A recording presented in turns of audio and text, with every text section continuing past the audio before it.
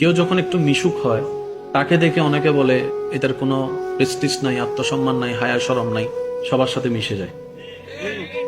আবার সে মানুষটা যখন ওই কথাগুলাকে কানে নিয়ে নিজেকে রিজার্ভ করে ফেলে, কারোর সাথে মিশে না, কথা বলে না, বলে যে দেখ না তার বাপটা কেমন, অহংকারটা কেমন, মিশলেও জ্বালা, না মিশলেও জ্বালা।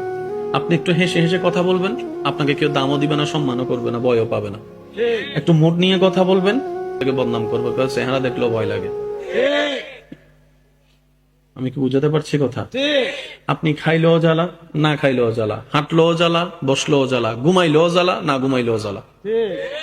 একটু জোরে বলি ঠিক কিনা? বেশি মিশলেও জ্বালা, কম মিশলেও জ্বালা, কথা বললেও জ্বালা, কথা না বললেও জ্বালা। কারণ এটা দুনিয়া, এটা জান্নাত নয়। এখানে এগুলা যতদিন বেঁচে থাকবেন এগুলা থাকবে।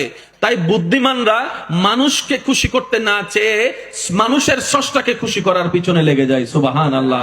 কারণ স্রষ্টা যখন কোনো বান্দার উপর রাজি হয়ে যায়, ওই স্রষ্টার সমস্ত সৃষ্টি ওই সৃষ্টির বান্দাটাকে মহাব্বত করতে শুরু করে, ওই বান্দাকে মহাব্বত করতে শুরু করে, যে রবের সন্তুষ্টি হাসিলের পক্ষে লেগে যায়। বলেন না সুবহানাল্লাহ।